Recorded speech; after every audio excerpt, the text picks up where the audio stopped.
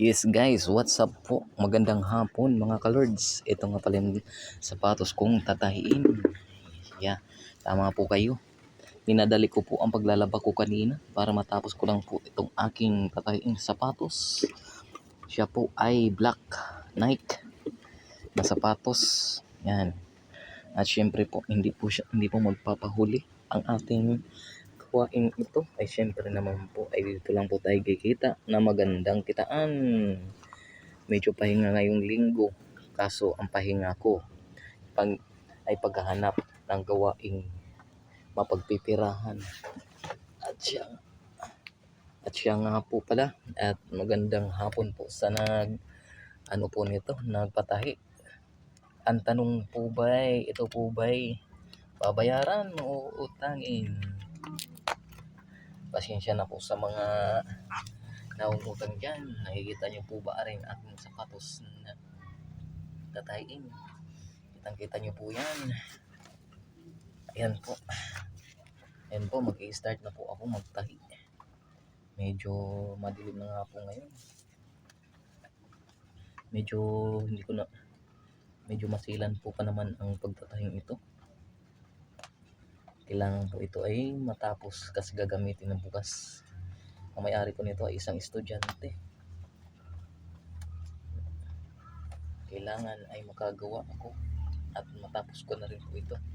Tapos yun ang isusunod ko, ang isa na ang kapartner nito ay nako, mga kaibigan o mga kalordi, shoutout nga pala dyan sa barangay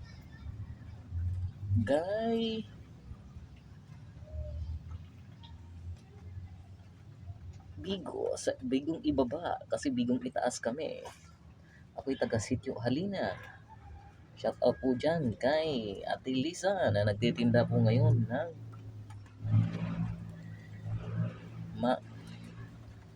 Mami.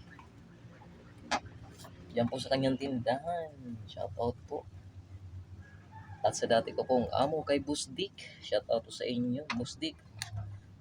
Advance Happy Valentine's po, Busdik. At syempre pa dyan sa shoutout din pala dyan sa barangay Bukal. Kay Ate Anet at sa kanyang asawa, si Kuya Aldo. At syempre sa kanyang anak na si Bibi.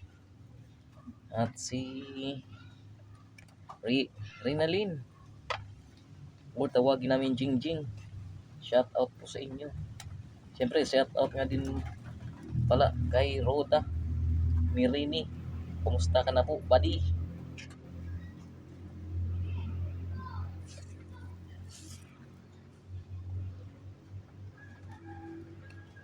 Shoutout po tayo sa ating pagtatahing ito. Sana ay makalugar po ako ay makapagbisita dyan, buddy.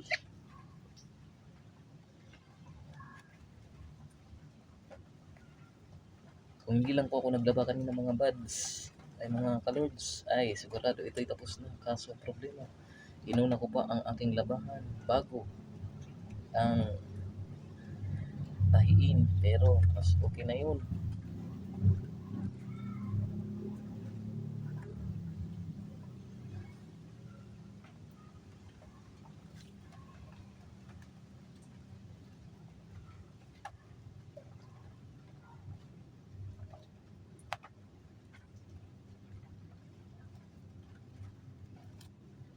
Mga kabads, ay medyo may katigasan po talaga ang mga ganitong sapatos, pero kailangan talaga konting ingat lang po sa pagtatahi kasi ang ating pagtatahi ay medyo masyelan po.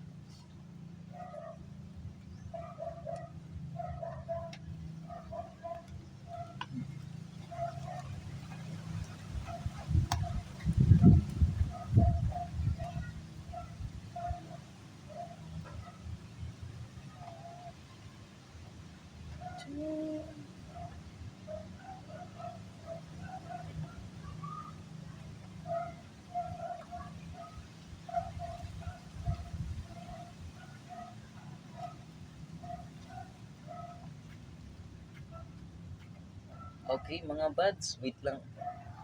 Mga kabad, mga kalords, maraming salamat po sa iyong panonood.